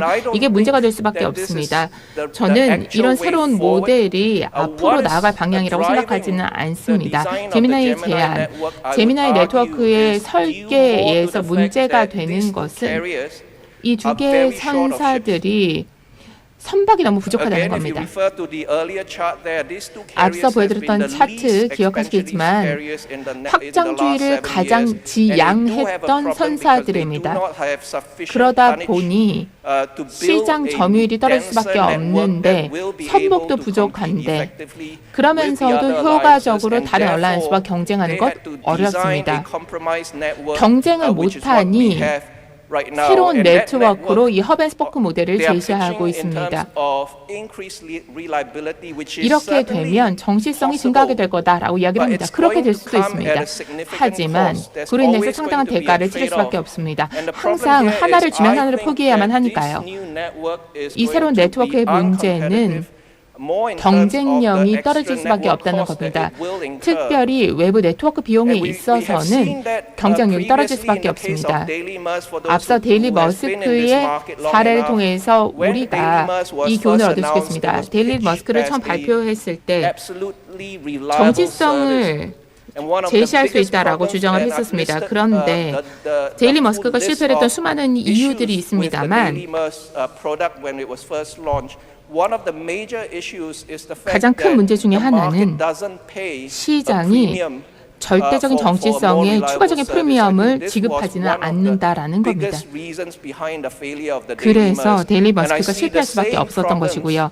동일한 문제가 여전히 제미나이 상품에도 영향을 미칠 수밖에 없습니다. 머스크가 제미나이를 통해서 하려고 하는 것과 MSC가 하려고 하는 것을 비교를 해보자면 MSC의 새로운 접근 방식을 저는 더 좋아합니다.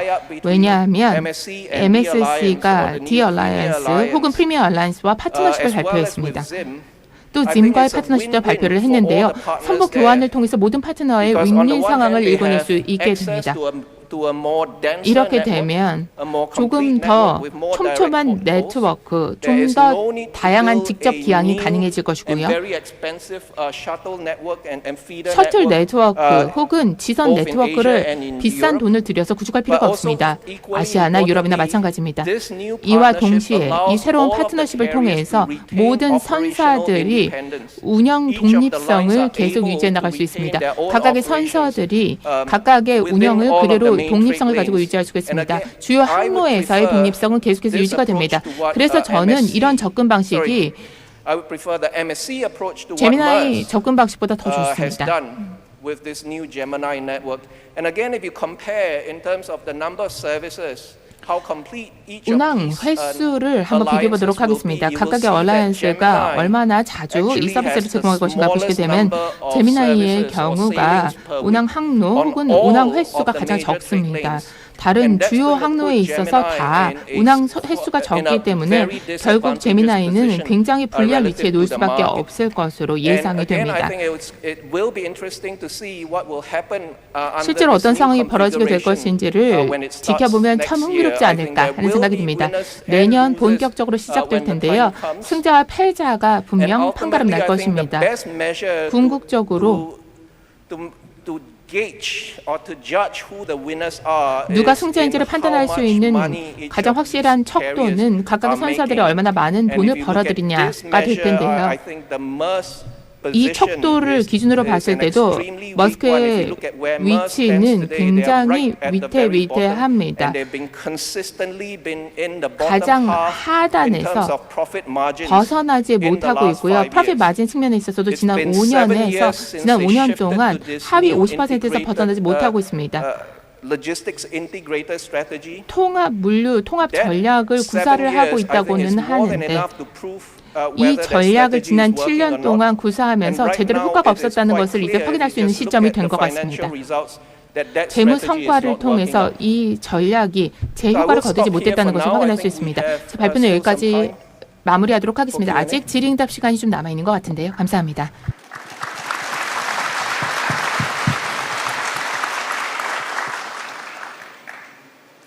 Fortunately, we have 17 minutes left. 네, 17분 정도 시간이 남아 Well, 있습니다. before I say further, thank 제가 you 말씀을 for 드리기에 앞서서 insightful presentation. 인사이트 넘치는 발표를 해주신 두 분께 진심으로 감사의 말씀드립니다. 2년 전에 라스 얀센 탄화주님께서 이 컨퍼런스에 참석하셨는데요. 그때 시간이 좀 부족하다. 발표 시간이 너무 짧다고 말씀해 주셨어요. 그때 저희가 발표자분들께 15분 정도밖에 시간을 안 드렸어요. 15분 너무 짧다. 더 많은 이야기를 하고 싶다고 하시더라고요. 그래서 이번에는 저희가 30분씩 드렸습니다. 그런데 30분의 시간이 전혀 아깝지 않았습니다. 제가 정말 현명한 판단을 내린 것이 아닌가 싶습니다. 오늘 참석해 주신 분들께서 너무 많은 것을 배우셨을 것 같습니다. 그리고 질문도 참 많으실 것 같은데요. 시작하면서 저를 개인적으로 아시는 분은 문자를 보내주십사 말씀을 드렸더니 정말 문자를 보내주셨어요. 그 질문을 드릴 텐데요. 여러분 계속해서 저에게 질문을 공유해 주시면 감사하겠습니다.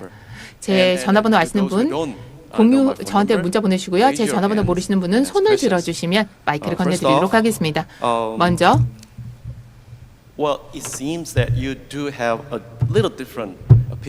사실 제미나이에 대해서는 관점이 좀 다르신 것 같아요. 두 분이. 탄화주님은 제미나이 얼라이언스에 대해서 좀 비판적인 관점이신 것 같고요.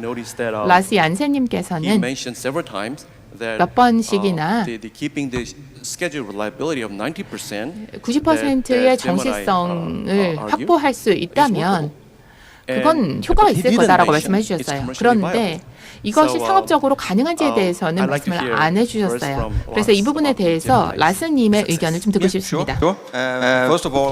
예, 감사합니다. 일단은 헌주님의 말에 저도 동의를 합니다. 다시 말씀을 드려서 충분한 선박이 부족하기 때문이라는 것이죠. 상업적 타당성과 관련해서는 한 가지가 중요하다고 생각이 드는데요. 결국에는 이 영업 비용을 낮출 수 있느냐, 운영 비용을 낮출 수 있느냐라는 겁니다. 왜냐하면은 사실은 이제 환적이 늘어나게 되면 환적 비용이 그만큼 더 올라가게 되는 것이죠. 그래서 이것을 해결할 수 있는 방법은 바로 선박 활용도를 높이는 겁니다. 외항선뿐만이 아니라 셔틀 선박 같은 경우에도 운영 효율을 높이는 게 결국 핵심이라고 생각이 듭니다. 신뢰성, 정시성과 관련해서 보자면 지난 4년은 좀 이상이 예외적이었기 때문에 팬데믹 이전 상황을 보시게 되면요, 특히 전기선사들 같은 경우에 보시게 되면은 원하면 정시성 확보할 수 있었지만 그러나 이것이 상업적 타당성이 없었기 때문에 그래서 이 정시성에 대해서 기꺼이 프리미엄을 제공하려고 사람들이 내려고 하지 않았었기 때문에 안 했던 걸로 알고 있습니다. 예, 그래서 메인 베슬뿐만이 아니라 셔틀 같은 경우에도 예를 들어서 아시아에서 유럽으로 가는 것뿐만 아니라 중간중간의 그런 운항 같은 경우에도 결국에는 비용이 핵심이 될 것으로 생각이 듭니다. 그런데 뭐 불가능하다 이렇게는 말씀을 드리지 않겠습니다. 네, 그리고 지금 질문을 공유해 주신 것 말씀을 좀 드려보도록 하겠습니다. 지난 몇 주 동안 그리고 지난 몇 개월 동안 한국 언론의 보도에 따르면 제미나이가 유럽 메인라인 서비스를 중단하기로 했다. 그래서 부산 항이 빠지게 되면 결국 지선 항이 될 것이고 그렇게 되면 이제 근로자들이 볼륨이 감소하게 될 것이라는 부분에 대해서 우려를 하고 있다라는 보도였습니다. 볼륨이 없으면 일도 못하게 될 테니까요. 많은 분들이 이 기사를 보고 참 걱정을 많이 하게 됐습니다. 네, 라스님이 답변해 주시면 좋을 것 같은데요. 제미나이의 새로운 시도 때문에 부산 항이 손해를 보게 될 거라고 생각하십니까? 네, 큰 건 아니겠지만 그래도 어느 정도 물동량이 좀 빠지지 않을까 생각합니다. 물론 이제 캡티브 카고 같은 경우는 여전히 부산에 들어오겠습니다만 그러나 약간의 어떤 로스는 발생하게 될 것으로 보입니다. 그런데 이게 어떻게 보자면 굉장히 큰 대대적인 손실로 이어지지는 않을 것으로 생각이 듭니다. 또 다른 질문 드리겠습니다. 프리미어 얼라이언스. Now the strike in the East Coast. Discussion points to two gentlemen both. 예, 그래서 두 분한테 다 드리는 질문인데요. 이번에는 이제 탄님한테 질문 드리도록 하겠습니다. What's your 네, 동안의 파업이 impact HMM and Premier Alliance if the strike on the East Coast HMM과 happens? 프리미엄 얼라이언스에는 어떤 영향을 미칠 거라고 If 보십니까? there is a East Coast strike, I think it's going to 만약에 impact 동안 all the IRA가 East Coast 파업을 하게 carriers 된다면 equally. 동안의 모든 선사들이 동일하게 영향을 받을 수밖에 없습니다. 물론 아시아가 전체 화물의 45%를 차지하고 있기 때문에 대부분의 아시아 선사들이 또 집중을 하고 있는 부분이긴 한데요. 카리브해, 중남미, 그리고 유럽 쪽의 선사들이 또 화물이 20%를 차지하고 있습니다. 각각 20%를 차지하고 있어서 결국 받게 되는 영향은 동일하지 않을까. 미국 동안에 서비스를 제공하는 선사들의 경우에는 HMM이나 프리미엄 얼라이언스뿐만 아니라 모든 선사들이 동일하게 영향을 받을 수밖에 없다는 생각이 듭니다. 어느 정도의 익스포즈를 가지고 있느냐에 따라서 그 정도는 달라질 수 있을 것 같습니다. 예, 저도 동의를 합니다. 결국 임팩트는 동일할 거라고 보지만 그러나 예를 들어서 이제 일주를 넘어서서 파업이 지속된다라고 하게 될 경우에 이제 아시아에서 미국 동안 쪽으로 들어오는 선박과 관련해 가지고 결국에는 미국 동안에 들어오는 카고를 미국 동안에서 이제 하역하는 것이 아니라 캐리비안 쪽에서 하역을 하는 그러한 가능성도 우리가 생각을 해봐야 됩니다. 그렇게 되면은 그래도 이제 일부 선박은 그렇기 때문에 이제 우회를 하게 될 것이고 이것이 이제 미국 동안뿐만 아니라 결국에는 전체 남미 트레이드 패턴에도 영향을 줄 수 있게 될 것으로 생각합니다. 이 질문을 해주신 분이 HMM에 대해서 굉장히 관심이 많으세요. 그렇다면 어떤 조치를 좀 취할 수 있을까요? HMM 차원에서는 어떤 조치를 취할 수 있을까요? 없을 것 같은데요. 좀 짧은 버전으로 말씀을 드리자면 취할 수 있는 조치는 없습니다. 그런데 컨틴전시 조치라면 화물을 파업 전에 미국으로 보내라는 건데요. 화주들이 1개월 반 전에 이런 조치를 취했어야만 했던 조치입니다. 그런데 이제는 데미지 컨트롤 모드로 넘어가야 될 것 같습니다. 또 다른 질문은 질문이라기보다는 제 개인적인 관점인데요. 이 부분에 대해서 어떻게 생각하시는지 좀 의견을 듣고 싶습니다. 화주는 직접 서비스를 선호합니다. 당연히 그렇죠. 그런데 선박 대형화가 계속되고 있기 때문에 25,000 TEU급 선박은 너무 큰데 선석이라든지 야적장, 현대 터미널은 사실 이런 대형 선박을 수용할 만한 준비가 안 돼 있습니다. 이런 대형 선박이 입항하게 되면 터미널이 완전 마비가 되는 겁니다. 대부분의 항만 시설이 마비가 되는 상황이거든요.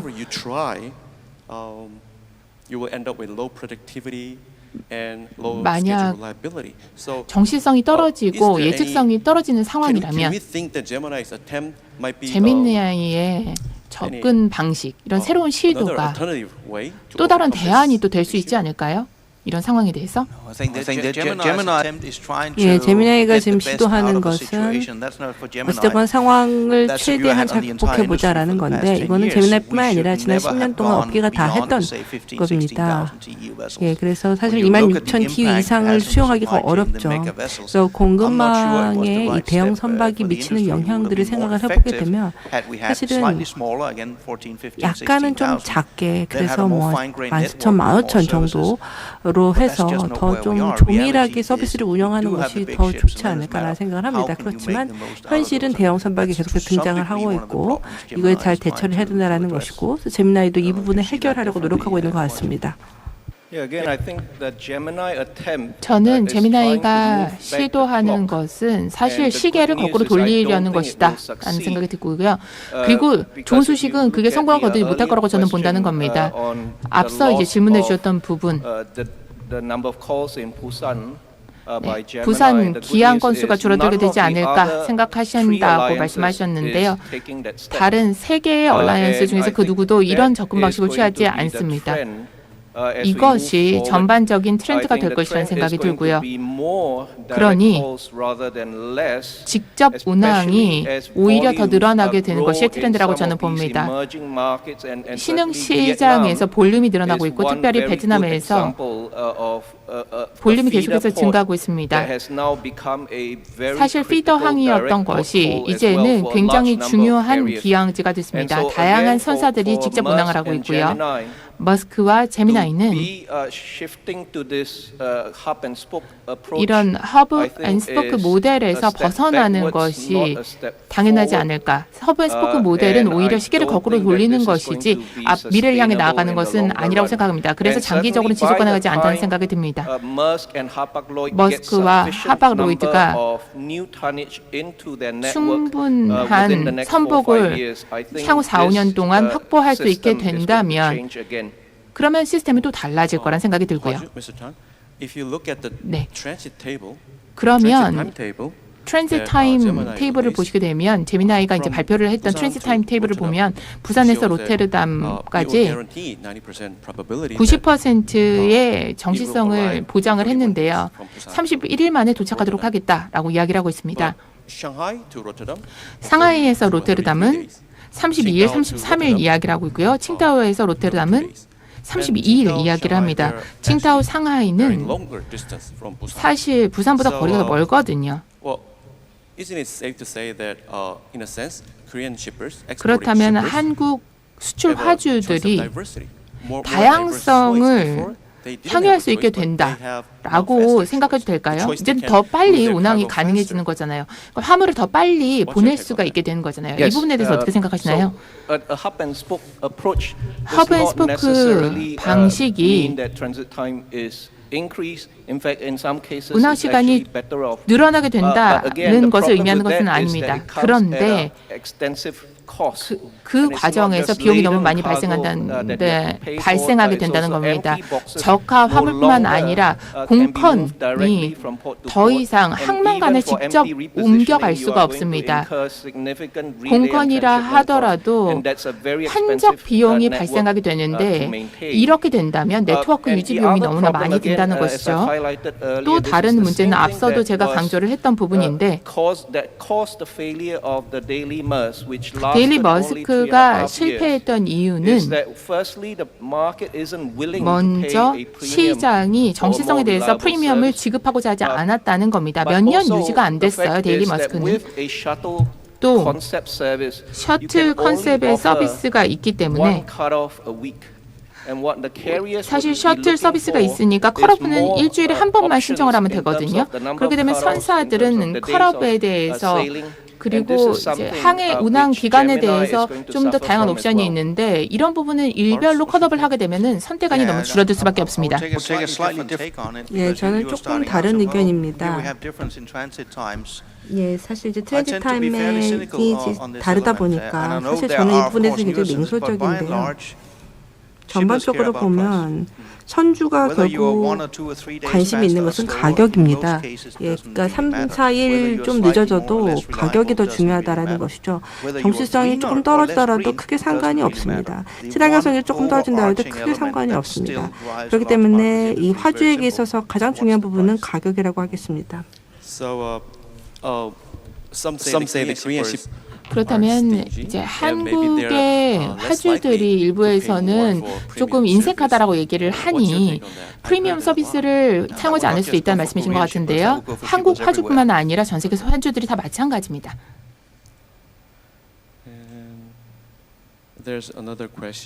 네, 질문 하나 더 들어왔는데요.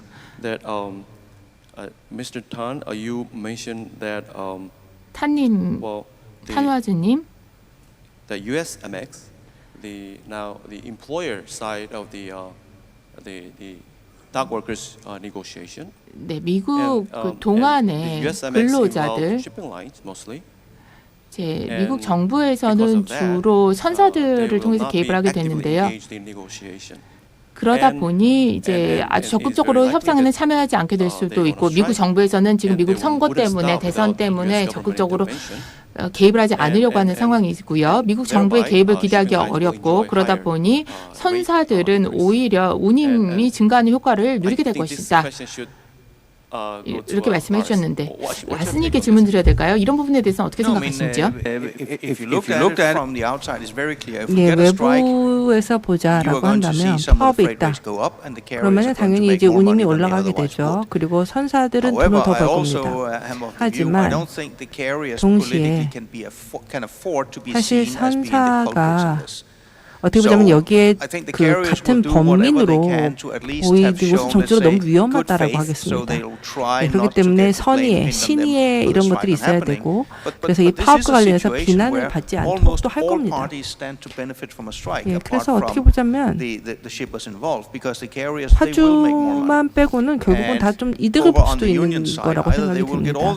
예, 그래서 선사도 돈을 벌 수가 있고 또 노조도 자신들의 주장을 관철시킬 수 있을 거고 예, 그래서 이런 것들을 보게 되면 그리고 또 실제 이런 파업이나 이런 것들을 활용을 해가서 지난 100년 동안 자신들의 어떤 영광을 구하고 하는 이런 것들을 했기 때문에 어떻게 보면 싸우자는 것이 이들에게 입장에서는 더 이득일 수도 있다고 생각이 듭니다. 예, 그러면은 시간이 좀 남았기 때문에 청중분들부터 질문을 드리도록 하겠습니다. 질문 있으신 분들은요 손을 들어주시고 본인의 이름과 소속을 밝혀주시기 바랍니다.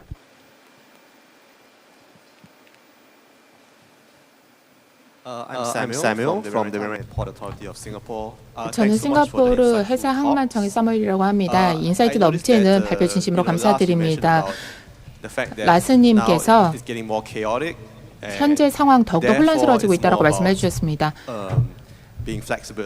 그렇기 때문에 유연해야 된다고 말씀을 해주셨는데요. 또 탄화제님께서는 파주들이 프리미엄을 지급할 의사가 없다고 말씀을 해주셨어요. 그러니 결국 우리가 가고 있는 방향은 세상의 안정성을 기대하기는 더 어렵다. 더 혼란스러운 상황이 될 것이다라는 것이고 우리가 더 유연해야 되고 선보고 더 준비해야 된다는 의미고요. 그리고 이것이 컨테이너 선사들에게 어떤 영향을 미치에 대해서 말씀을 해주셨는데요. 그런데 항만 입장에서 이것이 항만 기획에 있어서는 그리고 항만 전반에 있어서는 무엇을 의미할까요? 우리가 좀 더 유연하게 대처를 하고 준비를 해야 된다는 의미일까요? 예, 맞습니다. 그러니까 지난 4년 동안에 4년의 팬데믹을 우리가 크게 신경 쓸 게 아닌 것 같습니다. 이건 진짜 예외적인 기간이었기 때문입니다. 그런데 그 이전의 상황을 보게 되면은 사실은 계속해서 불확실성이 증대되고 있었었고 뿐만 아니라 블랙셀은 점점 더 늘어나고 있었던 걸 볼 수가 있습니다. 그래서 정시성이 계속해서 떨어지는 그런 부분이었다라는 것이죠. 네, 그래서 여러 다양한 변수들이나 팬데믹이 발생하기 전에도 이러한 문제들은 존재했었습니다. 그래서 항만 관점에서 보면은 결국은 탄력성이 중요하다라고 하겠습니다. 특히 이제 탄력성은 결국 오버캐파를 갖고 있어야 된다라는 것이죠. 그런데 문제는 오버캐파에 대한 비용을 누가 낼 것이냐, 누가 감당할 것이냐라는 겁니다. 그래서 지난해 4, 4분기를 보게 되면은 오버캐파가 있었었죠. 바로 그 때문에 선사들이 손실을 봤었습니다. 이 오버캐파에 대해서 누구도 돈을 내려고 하지 않았었을 겁니다. 그러다가 갑자기 컨틴전시가 발생을 하게 되면서 캐파가 갑자기 부족해지게 되었죠. 그때 선사들이 어마어마한 혜택을 보게 되었습니다. 사전에 오버캐파를 가졌었기 때문에 혜택을 보게 된 것이었던 것이죠. 그래서 항만도 이제 이러한 불안정한 상황이 점점 더 익숙해지고 있는 것 같습니다. 앞으로는 경쟁력을 가지고 탄력성을 갖기 위해서는 어느 정도의 버퍼, 오버캐파를 갖고 있어야 된다는 것입니다. 그리고 어느 시점이 되면은 이 오버캐파가 정말 더 이상 이제 이득이 되지 않는 시점도 있겠습니다만, 그러나 또 굉장히 이제 수요가 높아지게 될 경우에 비즈니스 모델을 잘 구축을 하기 위해서는 오버캐파를 둬야 되는 이 오버캐파가 빛나는 시기도 온다라는 것입니다. 우리가 지난 4년을 통해서 얻을 수 있는 교훈 한 가지로 추려보자면 문제가 발생할 부분에서는 발생할 수밖에 없다는 겁니다. 지난 3년 동안의 정체도 마찬가지였고요. 싱가포르의 사례를 들어서 말씀을 드리자면 올 초에 항만 정체에 대해서 계속 연구를 하면서 싱가포르 항만은 전 세계에서 가장 효율성이 높은 항만으로 알려져 있음에도 불구하고 우리 업계에서 항만을 경험하게 되면서 충격을 받게 됐습니다.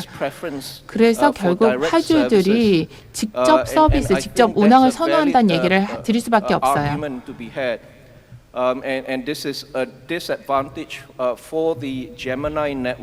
제미나이 네트워크는 피더와 셔틀 네트워크 증가에 의존할 수밖에 없고 소수의 핵심 허브항에 의존할 수밖에 없어서 분리할 수밖에 없다고 계속 말씀을 드리는 겁니다. 그러니 항만 정체가 발생하게 된다면 전체 시스템 자체에 혼란이 발생할 수밖에 없습니다. 그래서 저는 여전히 좀 더 다양한, 다변화된, 그리고 온전한 네트워크를 갖는 편이, 그리고 직접 항만 간 기항을 하는 것이 소수의 허브 항만을 갖는 것보다 더 낫다고 생각합니다. More questions from the audience? 네, 더 질문 있으실까요? They giving. Okay, ladies.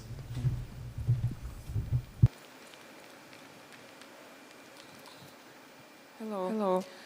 I'm Türkan 예, from 안녕하십니까. Baku. We are located on the 저희는 shore of the Caspian Sea, so we don't have access 카스피 to ocean. 해협에서 왔습니다. So the corridor that we 예, are 저희는 located 대양을 on is 면하고 있지는 called 않고요. Trans-Caspian Corridor. 트랜스카스피안 해랑 there are discussions that how much 코리도에서 of the 있는데요. sea route can go into this route, which is 예, overland from 그래서 China through Kazakhstan, 중국을 Azerbaijan, 지나서 Georgia, and Europe. 카자흐스탄까지 그리고 심지어 유럽까지 이어지는 이 항로에 대해서 말씀을 드리고 싶습니다. 현재 이 홍해 사태 그리고 또 오버캐파 이런 문제들을 고려해서 봤었을 때 이 육로 코리도를 통과하는 화물의 가능성이 얼마나 있을지가 궁금합니다. 그리고 두 번째는 발표를 하시면서 남미 쪽에서 이제 상당한 수요가 있다라고 했는데 그 부분에 대해서 왜 그런지 좀 말씀을 해주시겠습니까? 예, 오버랜드 코리도와 관련해 가지고 카자흐스탄을 지나서 카스피해까지 이어지는 그 코리도 같은 경우에는 사실 그렇게 큰 포텐셜이 없다라고 생각을 합니다. 캐파 자체도 사실은 이제 항로 대비해서 상당히 좀 한계가 있다라고 하겠고요. 뿐만 아니라 또 디스럽션이 발생하는 중간중간에 체인들이 있습니다. 예, 그래서 선사 입장에서 봤을 때도 그렇고 이게 메이저의 어떤 그런 항로로 보기에는 어렵다라고 생각이 듭니다. 두 번째 질문은 제가 깜빡했는데요. 뭐였었죠? 네, 첫 번째 부분에 대해서 말씀을 드리자면 핵심은 화물 수요가 되겠습니다. 문제는 카스피안 지역 자체가 화물의 볼륨이 최소한 컨테이너 화물의 볼륨이 이런 추가적인 카파 시설 건설을 정당화하기는 부족하다라는 겁니다. 뭐 수로든 트럭이 됐든 말입니다. 볼륨이 부족하기 때문에 투자를 뒷받침하기는 좀 어려운 수준인 것 같습니다. 두 번째 질문에 대해서 말씀을 드리자면 I'm sorry, I lost it. 네, 저희 모두 다 까먹은 것 같습니다. 두 번째 질문 죄송합니다. 네, 중남미 지역의 수요 증가요. 아마도 조기 선적이 일부 이유가 된 것 같습니다. 전기차 선적이 올 초에 이제 연초에 주로 진행이 되는데요.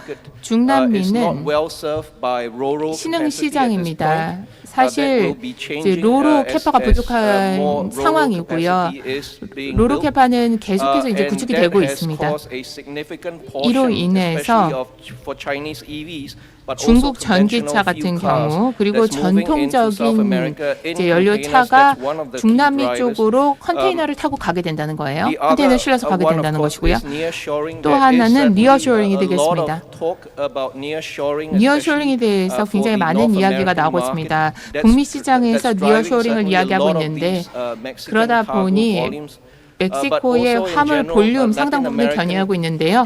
이와 동시에 중남미의 수요가 국내든지 현지 차원이든지 수요가 아주 강력했다라는 겁니다.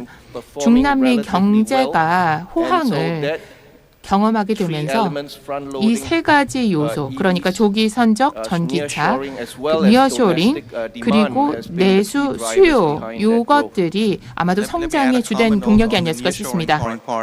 니어쇼링 관련해서 저도 몇 마디 말씀을 드리고 싶은데요. 결국 핵심은 중국 제조사들의 이러한 화물들이 멕시코 쪽으로 가가지고 거기서 조립을 한 다음에 중국산이 아니라 멕시코산이 되어서 미국으로 수입이 된다라는 것이죠. 수출이 된다라는 것이죠. 그래서 이게 사실 어떻게 보자면 리스크라고도 하겠습니다.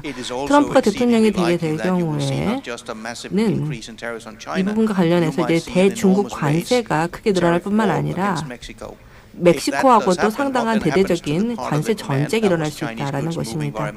예, 그래서 멕시코를 통해서 이렇게 중국산 물건들이 이제 수출이 되고 있는데 이것이 또 이제 인도나 동남아시아 이런 쪽으로 이제 옮겨가게 될 가능성도 높다고 생각이 듭니다. 예, 시간이 지금 많이 지나갔기 때문에요.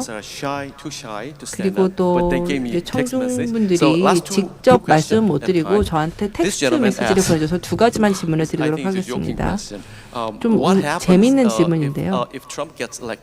트럼프가 당선될 경우에 그리고 파업이 이제 일어나게 될 경우에 어떤 문제가 일어날지, 그러니까 첫 번째 질문이고, 그 다음에 두 번째는 이 얼라이언스의 변동관에서 결국 최종 승자는 누구냐라는 게 두 번째 질문입니다. 예, 사실 누가 어느 얼라이언스가 이기냐, 저는 배팅에 걸지 않겠습니다. ILA 사건에 대해서 제 말씀을 드리자면은 ILA 파업이 대선까지 계속 이어진다라고 하게 되면은, 그래서 5주 이상 가게 된다라고 하게 되면은 팬데믹 수준의 디스럽션이 모든 공급망에서 발생하게 되고 전 세계가 다 그 여파를 느끼게 될 거라고 생각합니다. 트럼프가 이기는지 안 이기는지 우리 관심이 없죠. 서플라이 체인 제대로 움직이는지가 우리 관심사입니다. 네, 동안 파업에 대해서 말씀드리자면 확실히 파업이 일어날 겁니다. 거의 100% 확실하다고 말씀드릴 수 있을 것 같습니다. 10월에 파업에 돌입하게 될 텐데요. 그런데 미지의 요소는 이 파업이 얼마나 지속될 것인가 하는 겁니다. 왜냐하면 이 문제의 유일한 해법은 정치적 해법이 될 텐데요. 현 시점에서는 정치적인 해법을 기대하기가 어렵습니다. 바이든 대통령이 개입하기 어려울 것 같아요. 왜냐하면 반노조로 비춰지는 것을 두려워하기 때문이죠. 여론이 미국 내에서 완전히 돌아서게 된다면, 이 파업의 고통을 소비자들이 절감하게 된다면 그때야 비로소 대통령이 개입하게 될 것인데 이게 얼마나 걸릴지가 관건입니다. 여기에 대해서는 의문이 남을 수밖에 없고요. 두 번째 질문, 누가 승자가 될 것인가? 저는 여전히 MSC가 이런 수준의 성장을 지난 5년 동안 어떻게 달성했는지 참 깊은 인상을 받고 있습니다. 파트너십을 성실하게 됐음에도 짐과 프리미어 얼라이언스와 파트너십을 구축할 수 있었습니다.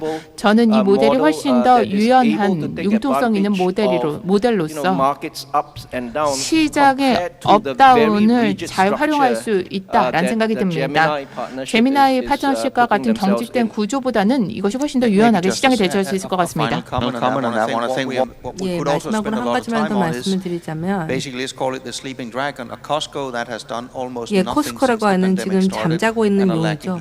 팬데믹 시작 이후로 아무것도 안 하고 있는데, 사실 이제 코스코가 다시금 부활하지 않을까라고 생각이 들고, 코스코에서 준 물량이 상당히 늘어날 것으로 보이고, 이것이 또 이제 오션 얼라이언스의 경쟁 상황에도 큰 변수가 될 것 같습니다. 그런데 동일한 역학이 거의 모든 국영 선사들에게 적용되지 않나요? H&M도 마찬가지고 양도 마찬가지고요. 정도는 적지만 PIL도 마찬가지고요. 그런데 이런 국영 선사들의 경우에는 코스코가 가장 좋은 사례가 되겠습니다만, 이러한 선사들의 결정이 100% 경제적인 이유로 내려지는 게 아니라는 겁니다. 그보다는 정치계에서 원하는 게 무엇인지를 반영하는 경우가 많다라는 겁니다. 이것이 H&M 경우에도 문제가 됐습니다. 현재 투자 계획을 보게 되면 H&M에서 최근에 발표를 했는데 상당한 활동 부재가 수년 동안 존재를 하다가 4년 전에야 대규모 신조 발주를 했었다가 4년 동안은 투자를 거의 안 했거든요. 국영 선사들이 다 비슷한 접근 방식을 취하고 있습니다. 코스코도 마찬가지고요. 그런 건 사실 건전하다고 보기는 어렵습니다. 그러니까 시장의 상투에서 투자를 하고 제때 시장을 포착하지 못한다는 겁니다. 그러니까 시장에서 지금 성과를 잘 내고 있으니까 압박이 커지잖아요. 시장의 성과를 다 잘 내고 시장에 오히려 발주가 줄어들기 시작할 때 발주를 한다라는 겁니다. always going to be caught out in this vicious cycle. 그러다 보니 악순환의 고리가 반복될 수밖에 없는 겁니다. 예, 특히 이제 정부가 운영하는 캐리어들 같은 경우에는 상업적으로 생각을 하지 않다 보니까 결국에는 이제 코스코가 어떻게 보자면은 새로운 차세대 21,000이면 3,000 TU 선박을 내놓게 되는 첫 선사가 되지 않을까라고 생각이 듭니다. 예, 그래서 이것이 이제 어떻게 보자면은 예, 시장에 사실 필요 없는 너무 초대형 선박의 등장을 예고하는 것이기도 합니다. 네, 정치적인 개입의 또 다른 동의는 단순히 해운을 보호하고자 하는 것뿐만 아니라 전략적 산업에서 보호하는 것뿐만 아니라 조선 산업을 보호하고자 하는 조치라는 겁니다. 한국이 그랬죠. 중국도 마찬가지고요. 대만도 어느 정도는 그럴 수 있습니다. 문제는 여러 가지 목표를 동시에 추구하다 보면 뭔가는 더 우선순위를 가게 될 텐데 조선업이 될 수도 있고 해운업이 될 수도 있고 그런 갈림길에 서게 된다는 것이 항상 문제가 되는 것 같습니다. We ran over a lot of time. 네, 저희가 시간을 이미 많이 초과했네요. 내년에는 더 많은 시간을 배정해야 될 것 같습니다. 세션 1 너무나 흥미롭고 인사이트 넘치는 시간이었기 때문에 더 많은 시간 배정해 보도록 하겠습니다. 그럼 점심 식사를 하러 가시게 될 텐데요. 네, 언론 인터뷰 예정 부분은 함께 가주시기 바랍니다. 그러면 첫 번째 세션에 참여해 주신 두 분께 큰 박수 보내주시기 바랍니다. 감사합니다. I'll wrap up the section. Thank you. Joining. 네, 이것으로 세션을 마무리하겠습니다. 감사합니다. 네, 훌륭한 발표 그리고 토론 감사드립니다. 내년에는 2시간은 더 주셔야 되지 않을까라는 생각이 듭니다. 네, 그리고 또 저희 사회 너무 잘 봐주신 우리 자장님께도 여러분 큰 박수 부탁드리겠습니다. 네, 부장님 너무 고생하셨고요. 네, 이것으로 저희 오전 일정 모두 마무리 짓도록 하겠습니다.